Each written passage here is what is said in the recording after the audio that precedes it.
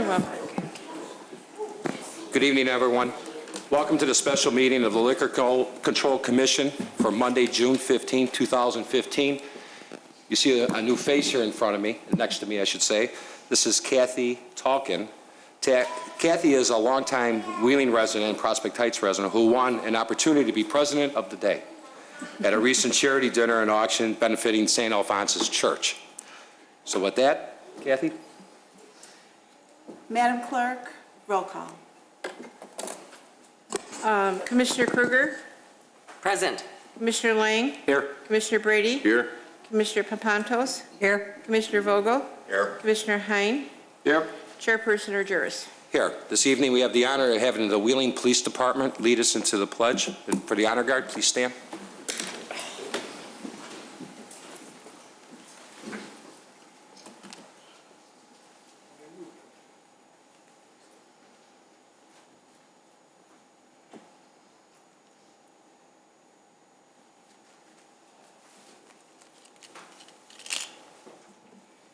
Honor guard, forward, march.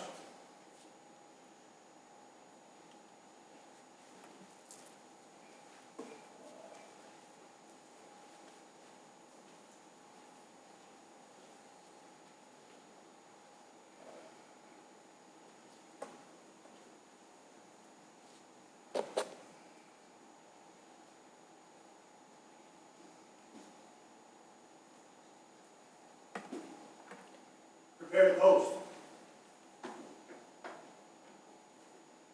Post.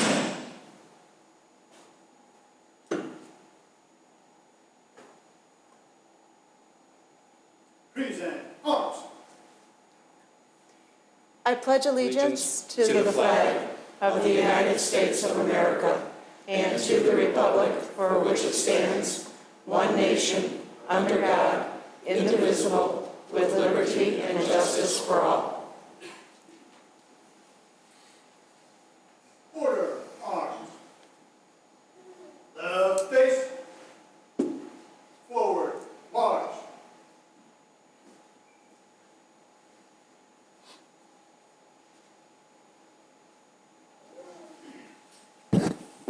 Thank you.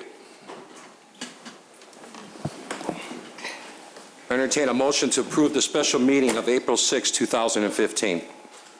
So moved. Motion by Commissioner Lang, Second. second by Commissioner Kruger. Roll call, please. Commissioner Kruger? Yes. Commissioner Lang? Yes. Commissioner Brady? Yes. Commissioner Papantos? Abstain. Commissioner Vogel? Yes. Commissioner Hein? Yes. Chairperson Urjuris? Yes. I entertain a motion to approve the minutes of the special meeting of April 27, 2015. So moved. Motion by Commissioner Brady. Second. Second by Commissioner Hein. Roll call. Commissioner Kruger? Yes. Commissioner Lang? Yes. Commissioner Brady? Yes. Commissioner Papantos? Abstain. Commissioner Vogel? Yes. Commissioner Hein? Yes. Chairperson Urjuris? Yes. 5A, Madam Clerk. In consideration of a Class L liquor license, Priester Aviation, 1061 South Wolf Road, for 3 events to be held. The first one, June 17th, 2015, and the other 2 to be determined. Thank you. Manager Svandos. Thank you. This is the first of 3 that are allowed for any petitioner within a calendar year beginning with the license year, which is May 1st through April 30th. Thank you. Any questions from the commission? Entertain a motion. So moved. Second. Motion by Commissioner Kruger, second by Commissioner Vogel. Roll call. Commissioner Kruger? Yes. Commissioner Lang? Yes. Commissioner Brady? Yes. Commissioner Papantos? Yes. Commissioner Vogel? Yes. Commissioner Hein? Yes. Chairperson Urjuris? Yes. 5B, Madam Clerk. In consideration of a Class I liquor license, the Village of Wheeling, for an event to be held at Chicago Executive Airport on July 3rd, 2015. Thank you. Manager Svandos. Thank you. This is for the Village of Wheeling's July 3rd event that is being held this year at Chicago Executive Airport in conjunction with the airport and the City of Prospect Heights. The Village of Wheeling is soliciting the license as we've been the agency in charge. All dram shop and liability insurance has been purchased, and staff recommends approval conditioned upon submission of Bassett certification for all servers, which I am happy to say will be submitted by Spears, who will be providing all service of our beer products during the event. Great. Thank you. Questions? Entertain a motion. So move. Motion by Commissioner Lang, Second. second by Commissioner Papantos. Roll call. Commissioner Kruger? Yes. Commissioner Lang? Yes. Commissioner Brady? Yes. Commissioner Papantos? Yes. Commissioner Vogel? Yes. Commissioner Hein? Yes. Chairperson Argyros? Entertain a motion I know. right now. Chairperson Argyros? Yes, Okay, thank you. sorry. Coaching here. Entertain a motion to adjourn, Madam Clerk. So moved. No, sorry, not Madam I Clerk. got it. Commissioner Vogel, second by? Second. Second by Commissioner Lang. Roll call, Madam Clerk. Roll call, Madam Clerk. Commissioner Kruger? Yes. Commissioner Lang? Yes. Commissioner Brady? Yes. Commissioner Papantos? Yes. Commissioner Vogel? Yes. Commissioner Hein? Yes. Chairperson Argyros? Yes, thank you.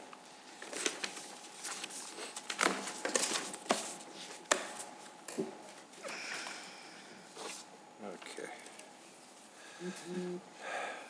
The regular meeting for Monday, June 15th is now called to order. Roll call, Madam Clerk. Trustee Kruger? Present? Trustee Lang? Here. Trustee Brady? Here. Trustee Papantos? Here. Trustee Vogel? Here. Trustee Hein? Here. President Argyros? Here.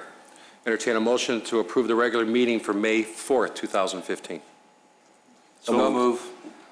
Motion by Trustee Lang, second by Trustee Hein. Roll call, please. Trustee Kruger? Yes. Trustee Lang? Yes. Trustee Brady? Yes. Trustee Papantos? Yes. Trustee Vogel? Yes. Trustee Hein? Yes. President Argyros? Yes. Entertain a motion to approve the regular meeting of May 18th, 2015. So moved. Second. Motion by Trustee Papanto, second by Trustee Vogel. Roll call. Trustee Kruger? Yes. Trustee Lang? Yes. Trustee Brady? Yes. Trustee Papantos? Yes. Trustee Vogel? Yes. Trustee Hein? Yes. President Argyros? Yes. Any changes to the agenda, Mr.? None this evening. Thank you. None. Thank you. This evening, we have proclamations. Number one, the village prosecutor, Stephen Handler. Madam Clerk. Since January 1st, 1982, Stephen Handler has provided prosecutorial services for the Village of Wheeling.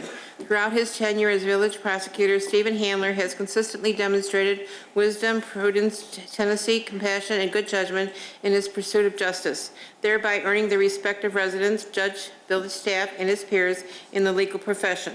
Stephen Handler's service as village prosecutor has been characterized by his broad and balanced understanding of the public good, a perspective deepened by his early tenures as a city attorney in Zion, Illinois, and before that in Highwood, Illinois, where he began his career as the youngest municipal attorney in state history. On May 31st, 2015, Stephen Handler retired from his career in the law. Dean Argyros, President of the Village of Wheeling, does hereby call upon the citizens of Wheeling to join him in honoring Stephen Handler for his more than 33 years of distinguished service as village prosecutor, and in further wishing him the best of luck on his future projects and continued efforts on behalf of fairness and justice.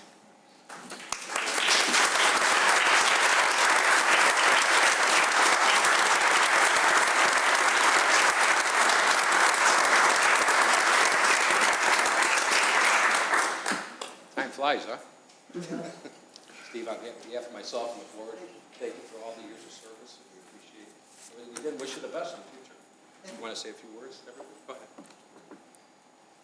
You know, when I started, if anybody told me I would be here 33 years, I wouldn't have believed it. I want to thank the board, the members of the police department, the municipal enforcement people, the fire department, because for the last 33 years, they've given me their help, their assistance, and trust, so that as a team, we were able to do what needed to be done. Thank you. Thank you, Steve.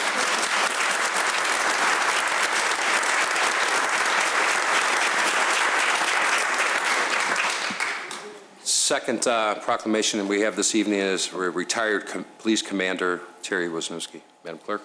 Teresa Wisniewski began her employment as a police officer with the Wheeling Police Department on January 3rd, 1986, was promoted to sergeant on December 4th, 1989, and was promoted to commander on July 10th, 2006. Through the years, she has held assignments in the Patrol Investigations and Support Services Division as a field training officer, evidence technician, detective, crime prevention officer, Patrol Division Sergeant, planning, training, research sergeant, support service commander, and Patrol Division commander. Throughout her career, Teresa Wisniewski has dedicated herself to making Wheeling a safer place to live and work. After 29 and a half years of dedicated service with the Wheeling Police Department, Teresa Wisniewski retired on June 5, 2015.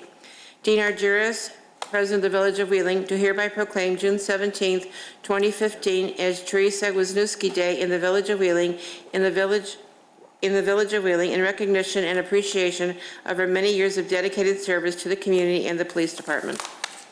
Now let's hear it for Carrie. Carrie, come back to the chief.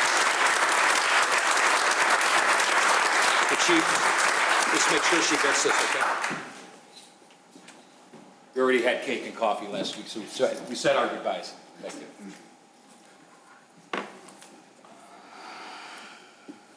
Read the proclamation. Read this one. Yeah, the next one. Anthony J. Stavros Day, June 16th. Anthony J. Stavros was raised in Wheeling, has family roots in Wheeling, and attended Wheeling High School. Anthony J. Stavros devoted his time to the community as a Village of Wheeling volunteer firefighter from July 15, 1972 to October 1, 1988. Anthony J. Stavros began his career with the Village of Wheeling on June 16, 1970, and has since been a valuable member of the village team, serving in the capacity of Public Works Maintenance Man, Public Works Water Operator Trainee, Public Works Water Operator, Public Works Assistant Water Control Operator, Community Development Engineer Inspector, Public Works Engineering Technician Inspector, Public Works Engineering Assistant, Acting Assistant Public Works Director, Acting Assistant to Director of Public Works, Supervisor of Inspection Services, Supervisor of Inspection Services, and Acting Director of Engineering.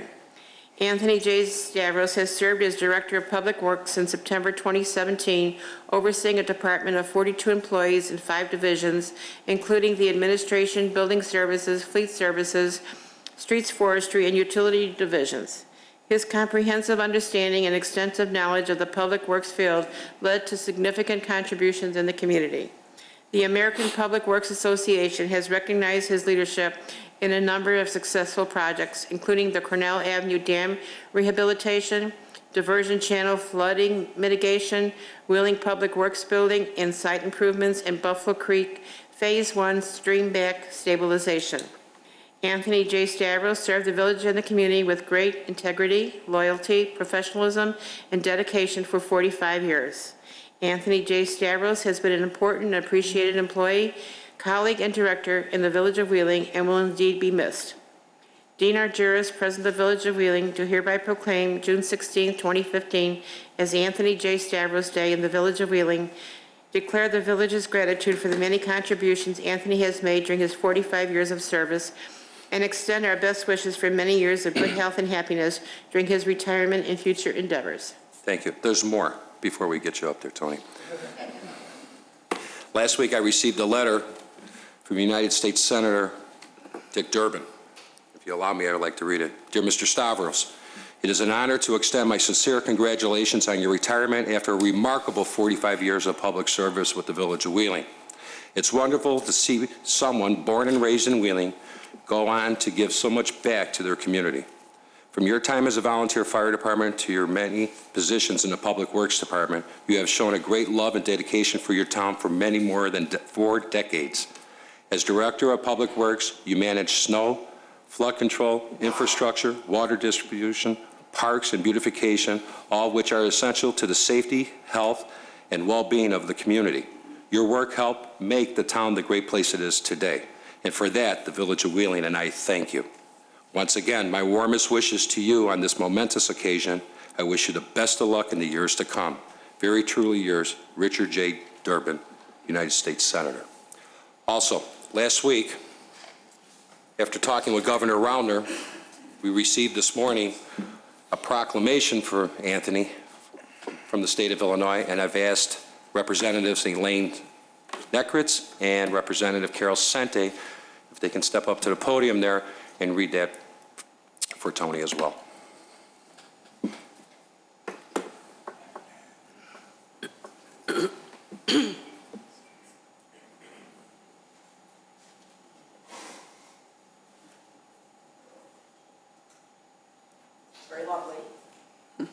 lovely proclamation. Presented this 15th day of June 2015, whereas Anthony Stavros was raised in Wheeling, Illinois, and whereas as we celebrate Stavros' tenure, it is important to acknowledge the accomplishments he has made throughout the years. And whereas Stavros served as Village of Wheeling volunteer firefighter from July 15, 1972 to October 1, 1988, and whereas Stavros began his career with the Village of Wheeling on June 16, 1970, and whereas Stavros held several positions with the Village of Wheeling and was promoted to the position of Director of Public Works in 2007, where he led a number of successful projects, and right here. Whereas Stavros is retiring in June after 45 years of service, and we thank him for his efforts as a respected member of our community. The work Stavros has done has undoubtedly created a lasting impact, and he has served the state with integrity and honor. Therefore, I, Bruce Rauner, Governor of the State of Illinois, do hereby recognize Anthony J. Stavros for his exceptional contributions to the Village of Wheeling and wish him good health and happiness in the future.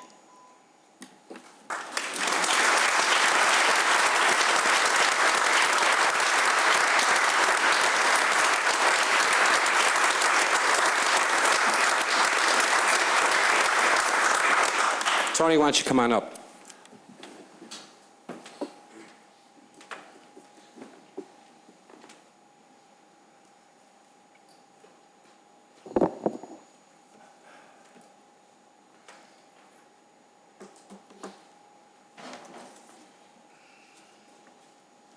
As it's become standard. Well, I know you made them, that's why it's become standard here. Your guys made this one for you, but you know you can hang this in your backyard. This flew on One Community Boulevard here for the last few days, and you know, Tony, you are Wheeling. You've always been Wheeling. You've always been there for the residents and the businesses. And you've been more than just an employee here. You've been a dear friend to all of us. And my friend, you're not going to be missed because you're going to be around. You'll always be around. So. I also received a phone call this morning from Congressman Dole, who's planning on attending your retirement party on Friday, and has a congressional proclamation and I believe a flag they've flown over the Capitol for you that we're presenting to you on Friday. So unfortunately, he was in Washington, couldn't make it here today. But my friend,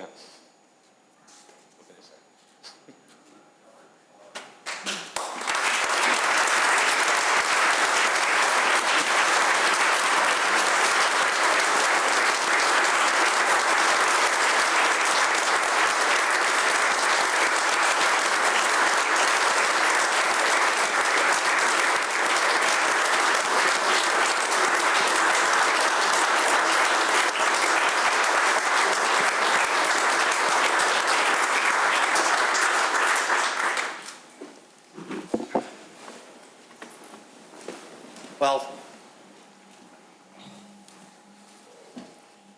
first I'd like to say thank you and introduce my family, my wife Chris, and my brothers, sister-in-law,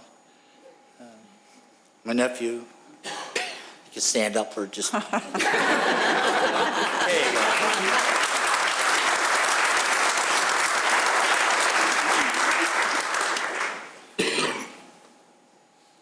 You know, it's been a long 45 years, but, you know, my grandparents came over as immigrants from Greece.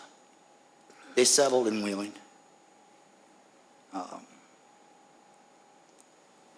And it just seemed to be the place to be. My family stayed here. My father stayed here. I went off to college. I came back. Went to work here, and I stayed here. Didn't plan on being here 45 years, but so be it. I stayed here because I liked what I was doing. Something was different every day. I stayed here for the residents. It was never anything was the same every day. It was always a challenge. As you can tell, I had a lot of different positions over the years, so therefore, nothing was the same. Like I was saying to Carol earlier, it's like a storybook. I mean, it's a fantasy. Those 45 years went by, and you just don't realize it. And all of a sudden, it's there, and it's the end. But you don't realize those 45 years because they just go by every day, and you don't realize it. And it's only because of the people I work with, the staff I have, and I'm not worried about leaving because the staff I've trained, the village is in good hands with everything that I've taught them and everything they've learned, and they've taught me a few things, so I'm sure they'll carry on. And I thank everybody, and we'll be around, and you'll see us around at events, and who knows, I may be around doing something else. So thank you very much.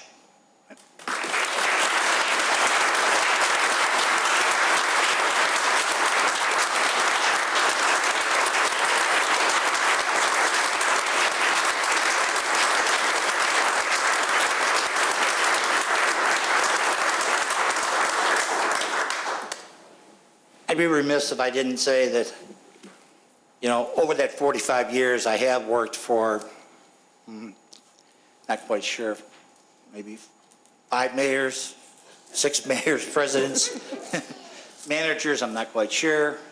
Trustees, I don't have enough toes and fingers to count, but we've always seemed to get along, and I want to thank all of them that I've worked with over the years, including the present board today. Thank you.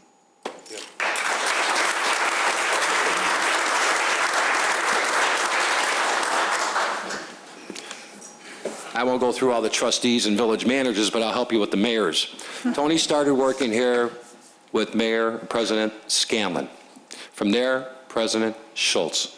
From there, President Klatucky. From there, it was President Abrascato, President Horker, President Argyris. Then it went back to President Abrascato, and today, President Argyris. So Tony, it was more than 5 presidents. You've been around a long time. I forgot Hein. Oh, you forgot President Hein? Oh, President Hein, I missed him. That's right, he was before Sheila. You know, I'm so used to you up here as a trustee, I forgot you were a president. He's back on the list again. On the list. That's okay. But anyway, Tony, thank you. I'll entertain a motion to adjourn for some cake and coffee for about So 15 moved. minutes. Motion by trustee Kruger. Second. Second by trustee Brady, and our president will ask for Madam Clerk roll call. Madam Clerk, roll call. Trustee Kruger? Yes. Trustee Lang? Yes. Trustee Brady? Yes. Trustee Papantos? Yes. Trustee Vogel? Yes. Trustee Hein? Yes. President Argyris? Yes. We'll go for about 15 minutes, guys, okay? Thanks. You can add one more president on his thing. Oh, there you go.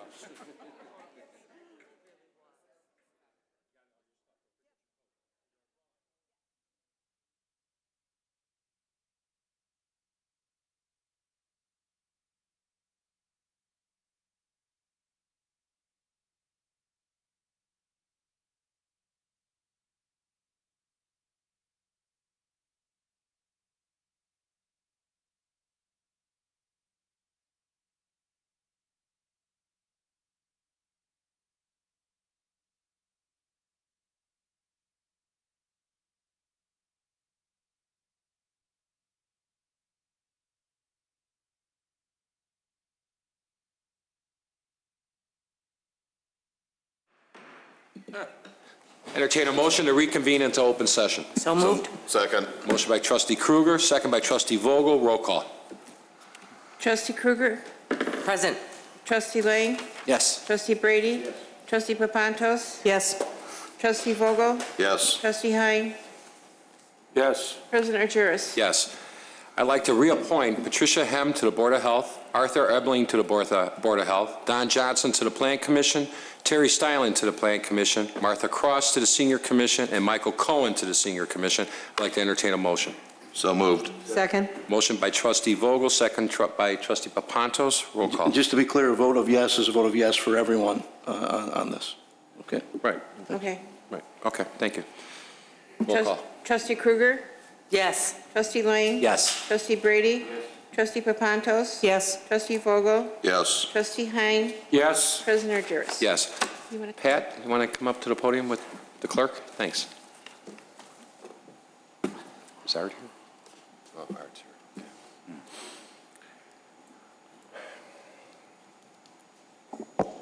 Okay.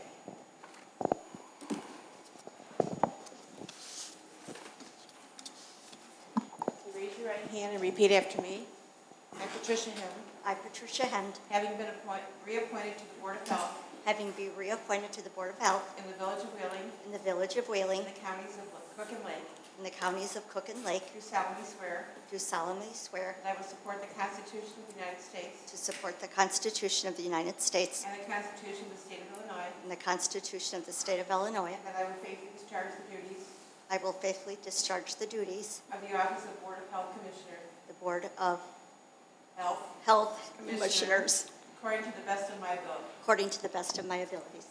Thank you.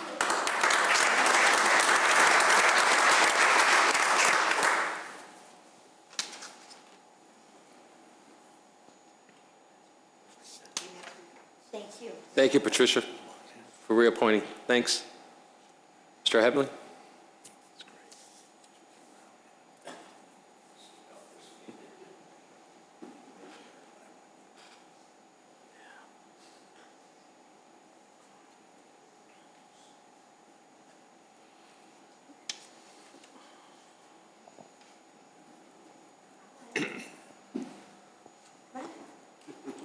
Okay, raise your right hand and repeat after me.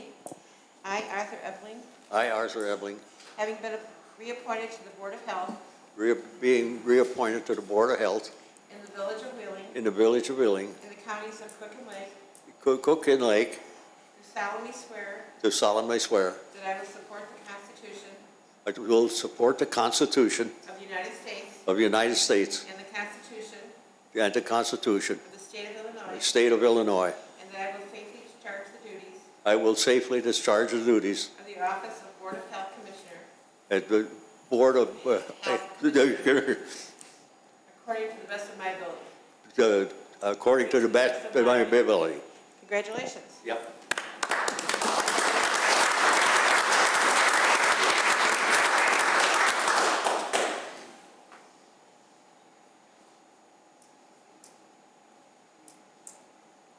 Mr. Johnson? You're up. That's for you. Yeah, okay. Thank you. Thank you, Art.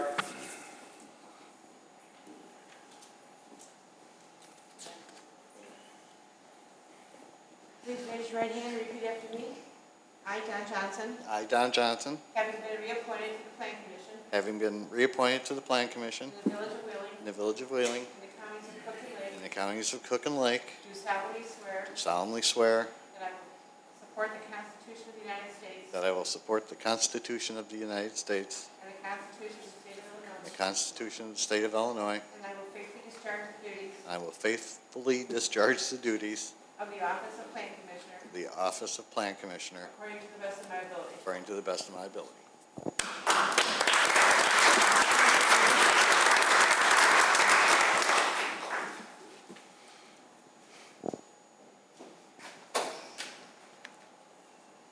And this is for you. Thank you, Don. Mr. Styler?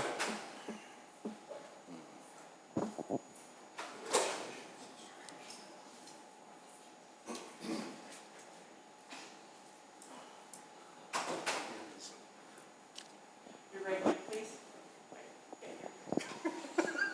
Okay. I, Terry Stylen, I, Terry Stalin, having been reappointed to the Plan Commission having been reappointed to the Plan Commission in the Village of Wheeling, in the Village of Wheeling, in the counties of Cook and Lake, in the counties of Cook and Lake, do solemnly swear do solemnly swear that I will support the Constitution of the United States I will support the Constitution of the United States and the Constitution of the State of Illinois, and the Constitution of the State of Illinois, and that I will faithfully discharge the duties and I will faithfully discharge the duties of the Office of Plan Commissioner of the Office of Plan Commissioner according to the best of my ability. according to the best of my ability. Congratulations. Martha Cross and Mr. Cohen are not here, right? Mr. Cohen's here. Come on up. Just a quick note, this reappointment of Mr. Stylen will get him close to 30 years as a volunteer in our community on the Plan Commission. Long time. Okay, please raise your right hand and repeat after me.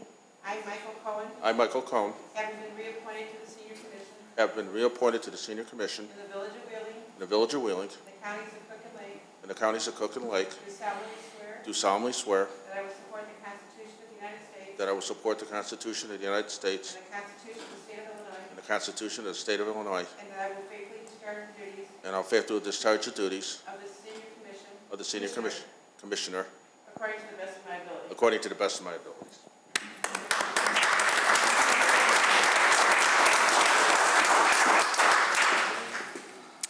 Thank you, Michael. Thank you. Appreciate it. You take that. Can I have my pen? Okay, thank you.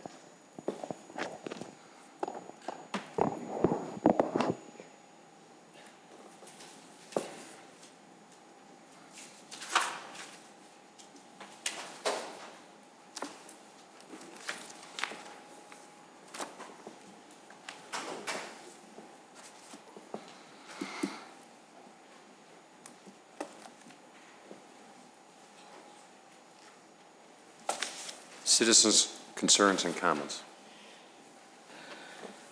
Members of the general public may address the board with concerns or comments regarding relevant issues. The person submitting a petition, concern, or other comment shall be allotted 5 minutes to present their points and should state their name and address into the record. Mr. Stylen.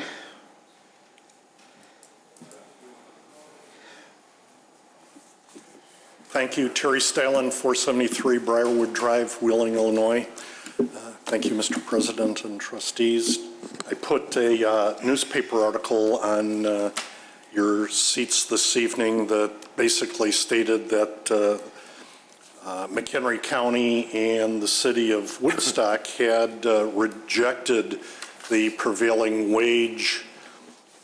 I don't know, it's not an ordinance, it's a statement, I guess. They're going to continue to pay the rate, but they didn't sign the rate. And one of the reasons that they stated was that the Illinois mandated rate was something on the order of 40% higher than their local rates that they could get locally. And I'd like to ask Commissioner Trustee Brady, who's a former union carpenter, right? If indeed, you know, the rate is 40% above the union scale, do you as a union carpenter get that money, or does it go to some, do you get your normal union scale and it goes into somebody else's pocket? You don't need to answer that question for me. I hope that maybe one of you will ask that question as you discuss the prevailing prevailing rate wage ordinance or whatever it's called tonight. So it's just a question that I had to see whose money the pocket is going into, or the, yeah. So thank you for allowing me to ask the question. Go ahead. Certainly, briefly, to address some of Mr. Stylen's points for the board here, the Prevailing Wage Act is the law of the land, so to speak, in Illinois. We're stuck with it. And the act requires that every year in June, we adopt the prevailing wages of the county that we're located in. That's why our ordinance has Lake County and Cook County attached to it. The act provides that failure, the willful failure of government officials to comply with the act can be classified as a Class A misdemeanor. Also, if we don't include prevailing wage requirements in our contracts, our bid specifications, we can be penalized by the Department of Labor. Those penalties often include very high fines. While no one is happy with paying too much in terms of wages, the state law requires us to do this every year. There are more municipalities, a few more that I know of, other than what Mr. Stylen had mentioned, that in sort of a ceremonial fashion, they object to this law in principle, but in the end, we are obligated under the current state of the law to pass this ordinance every June. So if there's any questions, I can answer them. Might I add that county by county, that rate is not the same. It is not the same. Every county has their own prevailing wage, which is based on all the, at least in the construction and building end of it, has their own rate scale for each trade, and it goes by the economy of the area, the rural versus urban. It will vary sometimes $10, $12, $13, $14 from county to county. And yes, they do get that money. The people, the workers get that money, and they get the equivalent of the retirement money too. So that has to be turned in to the municipality in an affidavit signed by the worker. Okay. Just to piggyback real quick, with the Northwest Municipal Conference, the 44 municipalities have been lobbying against prevailing wage to found it to be unfound and unfair, where the prevailing wage in some cases, and depending on the county, I guess, it exceeds the normal cost of what wages should be if we were to pay union wage, which we do. So we are on that. The governor has recognized that as well. There's been a lot of talk that the governor wants to reform that as well, because it is a burden on our taxpayers and our municipalities. So we are and have been looking into it and still fighting for change. Thank you. Next. Mr. Mastasio, I should say it right. Mustachio. I'm sorry, Mustachio. Mustachio. Mustachio, thank you. Thank you. I messed her up, Phil. I'm sorry. I he called really- her Mustachio. I messed her up. You think it's the first time? No, he did a good job. My name is Phil Mustachio. You know, I this is live at live TV, right? 3121 on Jackson Drive. And I just wanted to get up for a second and express my appreciation to Trustee Bill Hine and the Wheeling Historical Society for a phenomenal event on Memorial Day. Those are the kind of events that help bring the community together. Everybody that I saw enjoyed it, other than Mother Nature. She didn't like it much. But I appreciate all the effort, and I look forward to working with those kind of events in the future. Thank you. Thank you. And thank you for your participation. Yeah. Mr. George? Oh, there you go.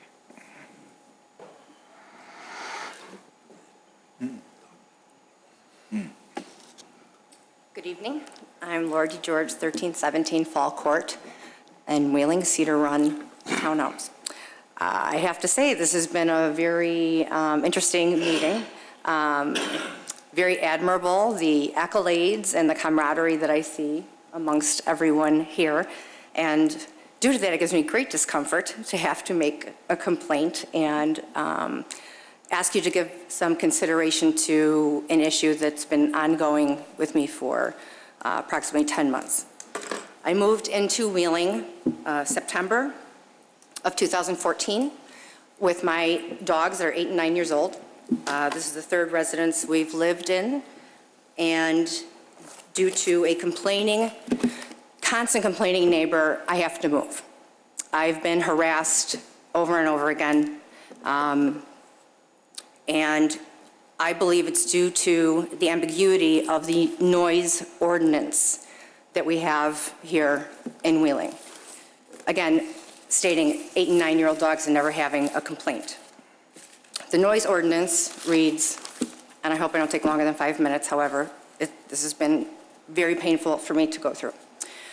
The noise ordinance, it shall be unlawful to harbor or keep any animal which creates excessive or untimely noise causing annoyance and discomfort to surrounding neighbors or persons so as to disturb the reasonable use and enjoyment of property. Again, very, very vague. Most townships and communities, counties, have time limits, time frames, times the dogs can bark, and what's considered excessive. It also, most ordinances read that if a dog barks at a squirrel or a bunny, that is not considered a nuisance. That's what dogs do, and they bark. On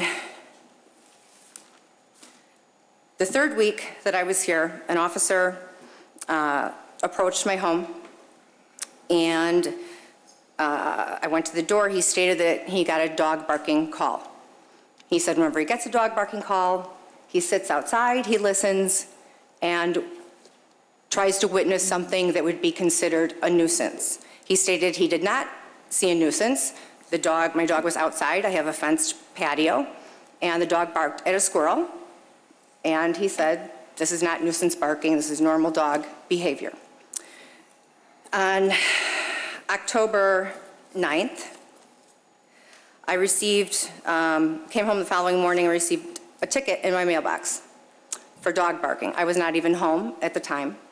And the officer issued the ticket because I called him to state how he could issue a ticket when I wasn't home. My dogs were not outside. And he stated because he had been called 3 times by the same person, and basically they bullied him into writing a ticket. So I requested a review for a citation, and I stated that I checked my mailbox, and there was a ticket placed in the mailbox. No complaints. I wasn't home. The dogs were not outside. I don't understand why I got a ticket. Came to the hearing. The complainant party did not show up, so of course it was dismissed. Well, continually, on a monthly basis, I have the police at my door. And I called the village manager to try to understand why this ordinance is so vague, because I feel I'm being harassed. They know that there's one person specifically who calls over and over and over again. There may be other complaints by other people. However, this one person has a target on my back for some reason I don't understand. The village manager stated that the reason the ordinance was so vague is to leave it to the discretion of the officer whether or not to cite a ticket. And I have to say that no officer has ever witnessed my dog's barking. It's all been he said, she said, and I've been now issued my second ticket with no witnessing, and this was very concerning to me, mostly because there are 4 serious things going on with the noise ordinance. Number 1, it's at the discretion of the officer. So depending on how the officer's day is going that day, I hate to state something so ridiculous, but I never know what I'm going to get. I'm going to get one officer that says, hey, it's private property, we can't issue a ticket, you know, the people are nuts, sorry, you have to deal with it. Then another officer saying, you know, I better not have to come back here tonight. So after not getting anywhere and finding on 3 dates, October 22nd, December 4th, and January 21st. October 22nd, chicken nuggets were thrown into my front patio that is enclosed by a fence. There was a taco hid in the bushes, and a Snickers bar on January 21st, 2015, hidden in the bushes again. So I went to the police department and issued what I thought was an incident report stating that I believe my neighbors might harm my dogs because they continually call and bark, and I'm not being reprimanded to their expectations. I understand this is timely, okay? So I went ahead and got all of my neighbors and my quad and the quad next to me to sign a paper that they have never had a problem with my dogs barking. After all of that, I installed a surveillance camera because it has become unbearable to live in Wheeling and I must move. And I needed to see who was trying to poison my dogs. When the dogs were barking, the camera also has audio. And I can pull up right now, we can all listen to what's going on in my house. It's all remote. But this is what I've had to do in order to stay. And I can't do it anymore. And I believe it's because of the ambiguity of this noise ordinance. It's up to the discretion, and I have to tell you that it has been absolute harassment. And as far as the police department goes, with all due respect, a ticket in a mailbox is illegal. There's no postage. No one can put anything in your mailbox. I confirmed that with the Wheeling Post Office. This is illegal to put this in my mailbox. Number 2, the last episode, I will say, the officer at my home was abusive with her power, ringing and ringing my doorbell, pounding and pounding on my door as I'm getting into the shower to get ready for work, which obviously you can consider the state I'm in, running around trying to get the dogs in their crates, feverishly trying to find clothes to throw on to answer my door, and the banging and the banging and the banging and the doorbell ringing, the dog's going crazy. And I stepped out and I said, what's the problem? We got a phone call, the dogs barked at 7:02, they barked at 7:38 approximately, and 8 o'clock. Yes, they were let outside, they saw a squirrel, they barked, they came in. I have it all on video, where they barked at a squirrel and came back in the home. So, she asked me to produce my driver's license as I'm standing at my front door, and I asked why. And she said, because you have to. Okay, I go into my house, I call my boyfriend, who is retired 30 years, Cook County Sheriff's Police Department and FBI Counterterrorism Task Force, to ask him, do I need to produce a driver's license? He said, absolutely not. You're in your own home, you don't have to do this, you don't even have to answer the door for law enforcement. That is when I did not produce my driver's license, that she told me that she would arrest me for obstruction of justice. Okay, can I stop you now? Yes. Okay. Mr. Furlow? Certainly. The ordinance that we have in town may differ from other communities. There are many towns that have a similar ordinance. What you have to remember is a police officer very rarely observes a crime. They're called out like they were in your case. They interview people and they make a decision in terms of who's going to get a ticket. It's not the end of the line for you. That's not a conviction. You go to administrative adjudication or to the circuit court and you defend that ticket. And in this day and age of phones and videotaping and everything else, it'd be very easy to show either your dog is barking too much or your dog isn't barking at all or is barking in a reasonable manner. So the notion that getting a ticket is somehow a conviction, it's not. You've got everything you've done here tonight is what you would say to the hearing officer in the event you do. May I interrupt? You do go to a hearing. And the other point is this 5 minutes is really for village business. The code enforcement is for administrative adjudication. Personnel complaints are really to be made to the village manager. This board doesn't hire and fire personnel. The manager does. So these kinds of complaints generally aren't heard here in public when you start to talk about personnel. That's what the manager is here to do. And the manager and I spoke at length. He gave me about 15 minutes of his time that I very much appreciated. However, there was no resolution. That is why I felt it was important to produce all of these documents and information. Because as we discussed, it's one bad apple. Right. And I said, I have to leave Wheeling and you wish me the best of luck. That's not really No, but there's nothing wrong with that. No. I also said it's unfortunate and that the issue that you have is with your neighbor, not with the village of Wheeling, and it's unfortunate that you have to leave town. Right. And because I believe that if the ordinance was more well-defined, the officers would have a better way of proving. I feel that, listen, the $30 isn't going to kill me. I went to a hearing. I don't know if you heard me say that. I did go to a hearing and it was dismissed. And they didn't show up, but you also produced 3 tickets. Are there hearings set? 2. Are there hearings set in the future? The sergeant who came out, Sergeant Schaff, I said to him, how can you really honestly give me a ticket? These people call over and over and over. It's the one person, there is no proof I can show you on my video. He said, well, what would you like? Would you like a ticket equivalent to a parking ticket, or would you like a violation ticket? I said, I'm leaving, okay? I'm not going to another hearing. I'm not going to take another day off of work. So give me whatever ticket you want. I'll pay the fine. But you know what? I believe it's important to advocate for other people also who are going to move into a neighborhood where it's very close quarters and like to put a target on someone's back. It's unfortunate. What is unfortunate.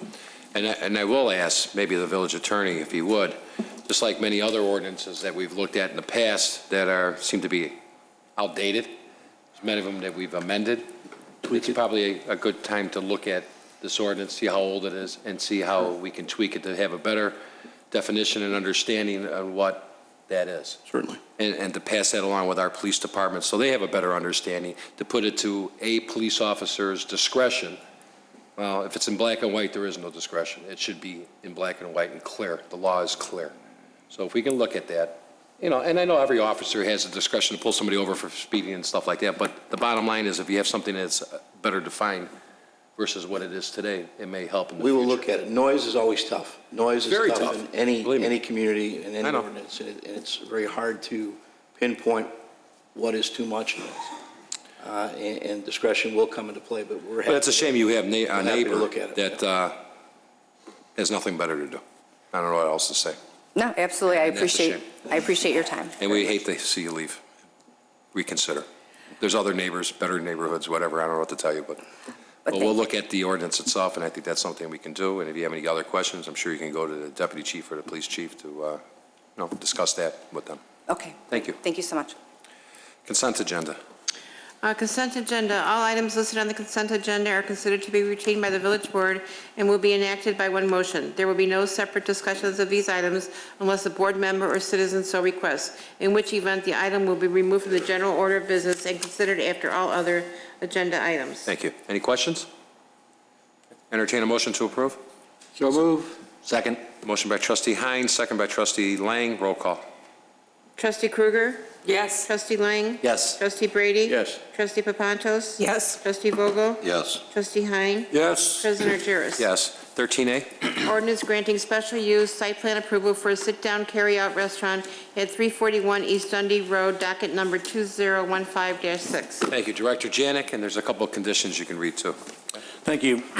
This is a proposal for a special use for delicatessen. The delicatessen will be located in the same location as a previous delicatessen. The reason why this is coming in for a special use is because the special use for the previous delicatessen expired. It's 2,400 square feet. It's located in the previous location where Schramm's Deli was. There are two conditions relative to this special use. Number one, that cooking demonstrations and other classes shall be conducted in the evening when the majority of the adjacent businesses are closed. And number two, the outdoor seating is subject to confirmation that the minimum required walkway space is provided. This docket was considered by the Planning Commission and it was unanimously approved. Thank you. Are petitioners here? Step forward. Hi. Welcome. Thank you. Want to state your name for the record, please? Irina Kuznetsova. Karim Brahimbeckov. Thank you. Any questions from the board? Make a motion to approve. Motion by trustee Vogel, Second. second by trustee Papantos. Roll call. Trustee Kruger? Yes. Trustee Lang? Yes. Trustee Brady? Yes. Trustee Papantos? Yes. Trustee Vogel? Yes. Trustee Hein? Yes. President Argyros? Yes, we wish you the best. Let us know when you open. Sure will. Okay? Sure. Thank you. Thank you very much. Good luck. Thank you. 13B. Resolution authorizing the acceptance of the Cook County Justice Assistance Grant in the amount of $21,000 funded through the Department of Justice and administered by the Cook County Board of Commissioners Judicial Advisory Council. Thank you. Chief Benson. Thank you, President Argyros. Excuse me. This is a Cook County Justice Grant in the amount of $21,000, which provides funding for crime prevention, education, and gang awareness programs, as well as targeted patrols to 6 identified areas of increased criminal activity in the community. The grant is a non-matching reimbursable grant, which will be expended by August 31st. Thank you. Questions from the board? Entertain a motion. So moved. Second. Motion by trustee Kruger, second by trustee Vogel. Roll call. Trustee Kruger? Yes. Trustee Lang? Yes. Trustee Brady? Yes. Trustee Papantos? Yes. Trustee Vogel? Yes. Trustee Hein? Yes. President Argyros? Yes. 13C. Resolution authorizing change order number 1 to the engineering service agreement with Christopher B. Burke Engineering Limited for our Arlington Club Force main improvements. Thank you. Director Janik. Thank you. This contract is for the design and review of a sanitary sewer force main that extends from Arlington Club kind of Arlington Club development, across the back of Hollywood Ridge, and then across Dundee Road along Schoenbeck. In 2014, the Village Board approved a contract with Christopher Burke Engineering to provide the services for this force main. The engineering firm has run into additional permit requirements set out by Cook County, as well as IDOT, and it's requesting a change order for $15,000 to be added on to the contract. Questions? Yes. Trustee Papantos? If the survey indicates that we don't have sufficient easement through the Hollywood Ridge subdivision, what will happen?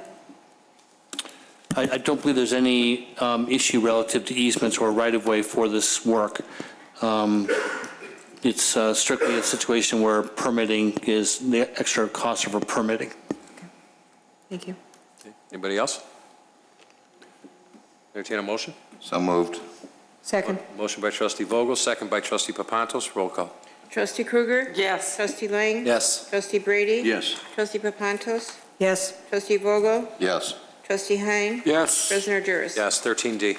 Resolution approving the amended FY16 budget for Chicago Executive Airport. Thank you. Scott, you here?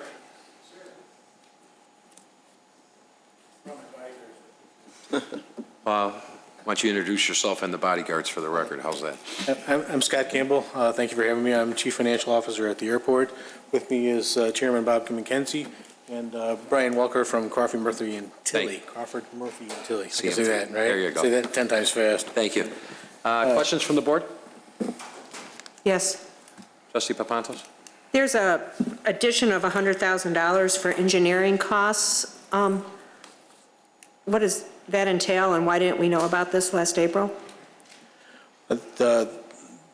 We're changing the salary line item for one of the consultants. They're actually going to be working through the engineering firm now. I don't know, Brian, you wanted to add something to that? Yeah, through discussion with the airport, adding through our general services contract, additions to the project team. You met Mr. Smithmeyer and Mr. Kirby at the joint meeting. We'll look to enhance that team moving into the second phase of the master plan. Okay, thank you. Trustee Vogel? That was the same question. Good. Anybody else? Trustee Brady? Yes, thank you. I'm having a little trouble with this noise issue we have. You know, we back about 10, 15 years ago, during the PAR 150 study, the first thing that was done before that study commenced was monitoring the noise. They had monitors, portable monitors all around the community to monitor the noise before they even started it. And it was determined during that study that the Village of Wheeling was eligible for all kinds of sound attenuation money from the government. We could insulate houses, change windows. The school was one of the prime subjects of concern. It ended, and nothing. We haven't heard anything since. All this time has gone by, and not one word has been heard about whatever happened to all these things that they promised us. Now we're getting into this thing now, which is probably a lot bigger in the fact of how this airport expansion or whatever you want to call it is going to affect this community in the future. And I see that we're throwing $20,000 at this problem. How far is that going to take us? People have asked, my neighbors have asked the question many times, what about a noise study? And during every meeting I've attended that has been addressed on this whole master plan issue, well, we'll get to that later on. Right now, we're concentrating on other things. This should be number one. This should have been done, ready to go right now, instead of just, we're going to go ahead with the plans to do all this remodeling or whatever additions to the airport without even concerned about the residents. And some residents are bothered by this more than others, and however this is going to end up, how could you not consider the impact of your study on the community? I'm not going to vote yes for this unless we're guaranteed that up front that we're going to get a noise system put in here. O'Hare, they started out a long time ago with several runways now, then I got 10 of them. And you know what? This is all done. Now they're out there talking to the neighbors. Gee, we got a noise problem?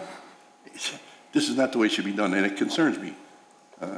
Did a lot of research on this whole thing, and I've got other questions too, but that's not concerning right now. Let the study go on, but I'm not going to vote for it with just $20,000. Chairman McKenzie, why don't you answer that? Thank you, President Argyris. Respectfully, Trustee Brady, trying to do a noise study now, in my view, would likely be putting the cart a bit before the horse, in that it would offer us the opportunity to spend the money on that particular study twice in the near term.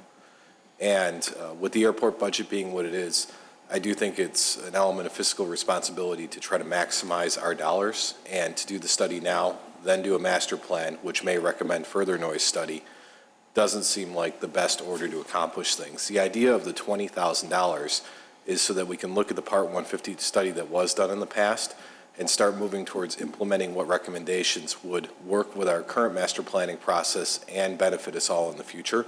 That's not to say that only $20,000 would go towards that particular item, but that is starter money to start going down that path. You know, the federal government is going to spend somewhere in the vicinity of between $750 and $1 million on this study in 4 years. And you say that they're concerned about wasting money? I mean, this whole thing seems to be an awful extensive study. As these particular studies are very extensive and very expensive. In this particular case, though, a noise study is not a matter of $5 or $10 or $20,000. It would be a significant portion of that budget which is already being spent on the master plan itself. It would be an either-or situation if you wanted us to try to accomplish the noise study instead. What do you propose a noise system, would cost at an average? Well, I guess the question is, what does the noise system really mean? I mean, we have had noise Part 150 study in the past, and that involved noise monitoring for a period of time that then led to a series of recommendations. We could seek to do that again, and we could either have the same or maybe additional recommendations. But those recommendations are then, the question is, what can we act upon? And I think that's more to your point of why did we receive recommendations in the past? Why are they still outstanding? Why haven't we acted? And our intent with this $20,000 is to begin to act on those recommendations.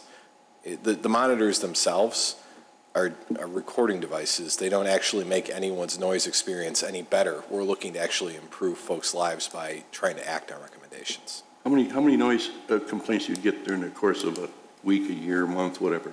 30 to 50 a month in a busy month. 30, 50 a month. Isn't that in itself an indication that there's a problem? To me, it's an indication that the community is sensitive to noise, as all communities are sensitive to noise.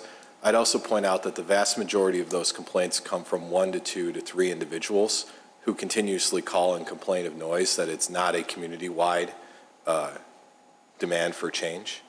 But we do hear the complaints, and we do understand the impact that aviation has on the surrounding communities, and we want to be respectful and make sure that it's as symbiotic as possible. Yeah, if nothing was to ever changed there, you would probably be right. But, in reading through FAA criteria and everything else that's going on in the industry, and this big projection of business and corporate jets for the future that are going to be going to Asia, all over the world because of the world economy, they're saying there's going to be a 60% increase in commercial aviation. Now, 60% increase, that's the big jets. What is that going to do to us in 15, 20 years from now? And actually, that's the exact point of the master plan in large part, is to determine the demand forecast for our airport and what is the traffic mix going to include, which would then lead you to a question of what are the noise impacts of that expected traffic mix, and what can we do to best make that abated. Hence the cart before the horse. If we don't know what traffic will come, which is the point of the master plan, it's hard to plan for noise attenuation commensurate with that. Well, yeah, if you're right in the middle of a residential community like you are now, if this was out in some farm or rural area, it wouldn't matter. But you're surrounded by residential, and these people, are very close to the airport and might even get a little closer than they want to be. And the thing of it is, I don't see any effort anything going on that's going to assure that the people around that airport are not going to be bothered by noise and safety, to be honest with you. So. Trustee Kruger? Thank you, Mr. President. My question is regarding the $100,000 line item as well. I want to ask this the way, forgive me. Jamie's memo was pretty clear about the pluses and minuses to the new budget, and I understand that math. But you answered Trustee Papantos earlier, and this may be repetitive, but the additional $100,000 requested by CMT to, quote, perform the necessary engineering services related to Phase 2 of the master plan. Can you repeat your answer again? Do you want to take that, Brian? Yeah, again, on the 100,000 line items, there's the two line items, the 175. There's two. The second bullet was with regard to removing the $100,000 as in for right. Mr. Priester's contract. The next bullet item was talking about $100,000 to perform the necessary engineering services related to Phase 2 of the master plan. Through our general engineering agreement with the airport, adding additional $100,000 for a scope to be presented to the airport board for additional services in support of the master plan, which will include additional consultants, which will likely include Mr. Priester working as a consultant as part of the team continuing forward.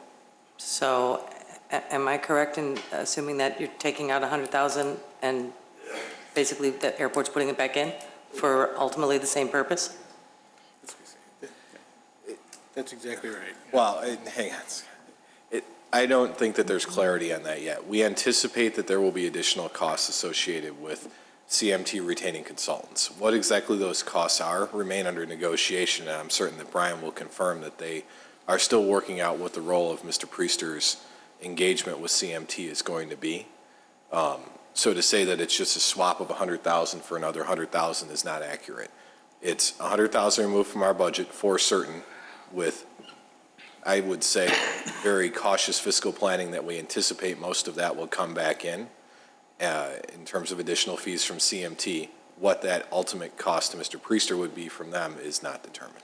When those decisions are made, will this board and the council of the Prospect Heights be made aware?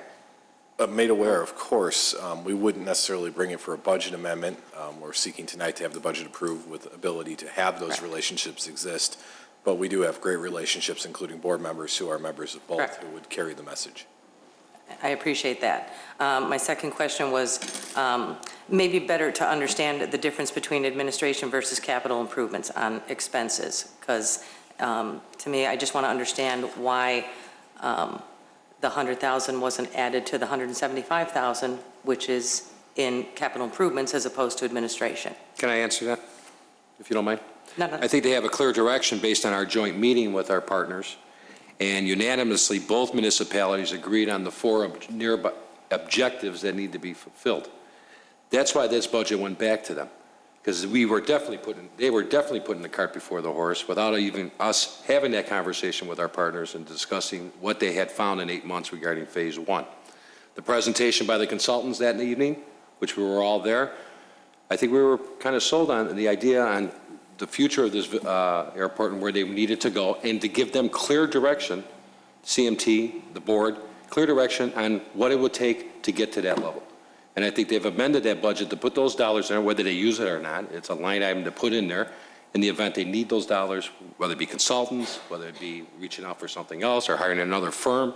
It doesn't have to be CMT. It could be somebody else. So, again, I think based on the direction that they got a couple weeks ago, that's why it's in there. But it's in there under administration, not under capital improvements. Well, consultant is. Right now, they're consulting. We're not building anything. They're doing a plan out there, just like we did with our comp plan. It's not a capital improvement thing. We're out there hiring consultants. It's an administrative thing to come up with a blueprint for this community, just like what they're trying to do at that airport. Okay, then the last question I have is the $100,000 a one-time expense for fiscal 16, or will this be something that we can expect to see in fiscal 17 and 18, like the note underneath the capital improvements line item? That is to be determined. I think we've seen this year that the process of a master plan is evolutionary in nature, and that roles may come and go or change. We look forward to what CMT is able to produce and what they recommend as a result of the first part of Phase 2, which we're going to embark on very shortly here. If that recommendation includes further retention of additional consultants, then I would anticipate, yes, we'll be asking for that in the budget. If it doesn't, then we will likely follow the recommendation and not have that in the budget. And I believe you would be as forthcoming as you were in Jamie's memo explaining explicitly what those pluses and minuses would be to your budget. So thank you for the clarification. Thank you. Anybody else? Does the government pay for all of that? Does the federal government pay for this study? Entertain a motion to approve. So moved. Motion by trustee Lang. Second by, I'm sorry. Second? Trustee Hein? Roll call. Trustee Krueger? Yes. Trustee Lang? Yes. Trustee Brady? No. Trustee Papantos? Yes. Trustee Vogel? No. Trustee Hein? Yes. President Jarrett? Yes. Thank you, guys. Thank you very much. Official communication, we'll start with Mary Papantos. Nothing tonight, thank you. Thank you. Mary? Me, Mary? You, Mary. The only other Mary? Mary Kay. Thanks. Real quick, I just thought I'd add up the years of service that this community will be losing, and it comes to 107.5 between Terry Wisniewski, Stephen Handler, and Tony Stavros. That's a lot of years of loyalty and dedication and public service by three really outstanding individuals. So my very best wishes to each of you for a happy and healthy retirement. That's it. Thanks. Trustee Brady? Thank you. Well, first of all, I know we're all going to miss Tony. I sure am. He's been a good friend, but fortunately he lives in the neighborhood and hangs out at some of the places we do, so he won't be a stranger. And I'm sure we'll need him from time to time. One other thing, I'm kind of disappointed there are two state reps left, because in reading the report from our staff about the confidential report about the status of some of the projects we got going in the town here, it was about the crosswalk, especially the one on Wheeling Avenue and Dundee Road. You know, it seems like we're at a stalemate here. John did all the prep work and everything else and got all the information to the state, which they turned down our first proposal for a stop-and-go light, full signalization, for a reason. It was just, seemed like confusing. Right, left turns, no left turns on red, et cetera, et cetera. Then I guess we brought out the possibility of putting in a crosswalk with a flasher. So if somebody wants to cross, they push the button. But the state said, no, that's going to confuse the drivers.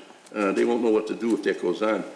So right now, they told us that we still aren't eligible for a crosswalk there yet. That is a very, very dangerous intersection, especially with McDonald's right across the street. So now, I guess the suggestion was that we go to our state reps and ask for their help. And we had them here and got away on us.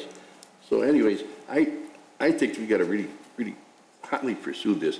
We have other areas in the city that we could use the crosswalks, but this one here is kind of one that I travel across every day, and I see the dangers of people, kids, especially kids, trying to cross the street to get to McDonald's. It's scary, believe me. So, John, if you would, get whoever we got to do to, or somebody get with the neck grits and.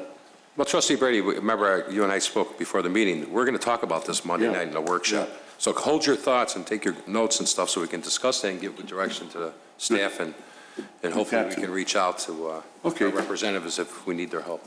Yeah? Thank you. Trustee Lang. All I have tonight is, Tony, thank you. You've changed this town with your service. You made a big difference in Wheeling, and I thank you for it. Trustee Vogel. Echo the same, Tony, thank you. I'm sure we'll see you in town someplace often, and good luck. Relax for a while now. Thanks. Trustee Hein. Thank you. Tony, I just want to wish you a great retirement. And you saw this village through a lot of thick and thin, and starting off in the three-bay garage and so on and so forth, with equipment outside, to bringing in one of the state-of-the-art public works facilities in the whole northwest suburbs. And it was done by you using your common sense and your ingenuity.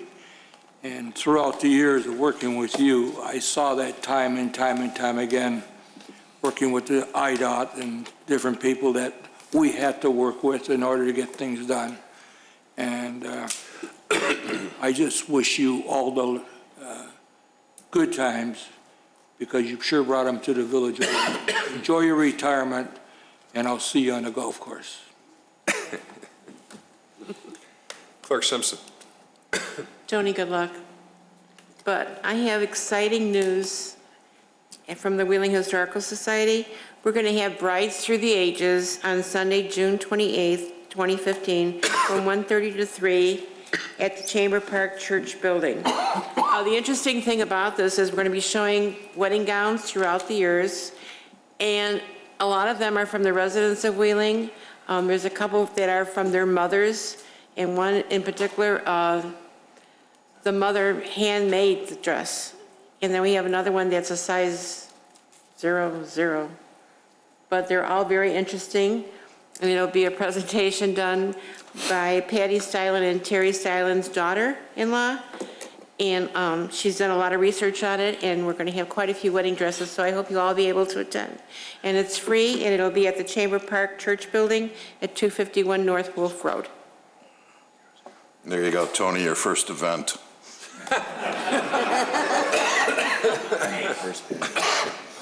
Manager Sharpdillis? Nothing this evening, thank you. All right. Why don't you give an update real quick, July 3rd? The website is up and running. It is Rock and Run the Runway. It is July 3rd, beginning at 5:30 p.m. at Chicago Executive Airport. There will be additional save-the-date social media updates and emails going out, but please plan to attend. We are picking up on the tradition that started almost 30 years ago with events that took place on various parts of this campus and moving it south, hopefully expanding it to something bigger and better, and now partnering with Chicago Executive Airport and the city of Prospect Heights. All we have to do is pray for no rain, and it will be a great event. Yeah, we're getting it all now, so that'll be good. Tony? I met Tony back in the disco days, when we had a disco in town. Oh, there's a picture. And that was over 35, 36 years ago. You know, Tony with his, you know, he was John Travolta Jr. in Wheeling here. But you know what? We had fun. But when I got involved, with the Plan Commission, and there's other stories too. But one thing I always remember about Tony was a teacher. If you had an idea or a thought, he'd yell at you. He'd think about it, and we get it done. And a testament to a lot of the beautification in this community, if you look at the fountains, look at median strips, look at hanging baskets, and his predecessor at that time, Bob Gray, he'd be, you know, Bob, anybody that knew Bob Gray, his arms would go up in the air, you can't, you can't, you can't. And then I would threaten that I'll go over his head, and then Tony would help me how to go over his head if I needed to, and then Bob would come to his senses and we'd get things done. And I thank guys for that, because you know what? They didn't work just for the paycheck. They always thought about how you can better this community. And not only that, they gave back to this community. When there was a family in need or an event that needed to happen, and a lot of us are on this board remember Trevor Lehman, where the ALS he succumbed from was so quick, and we had to help the family and help him. And the first guy to take the lead on that was Tony Stavros. He reached out to every single business in this town. We made parking lots for an event at that airport because we needed to do that. That's Tony Stavros. And I encourage all those who are involved in this community, just think about it. It's more than just a paycheck. It's giving back to this community. And this man never said no. Whether it be a little kid in need or an older person they needed. And that I will always remember of Mr. Stavros. So Tony, I wish you the best. I know we're going to see you.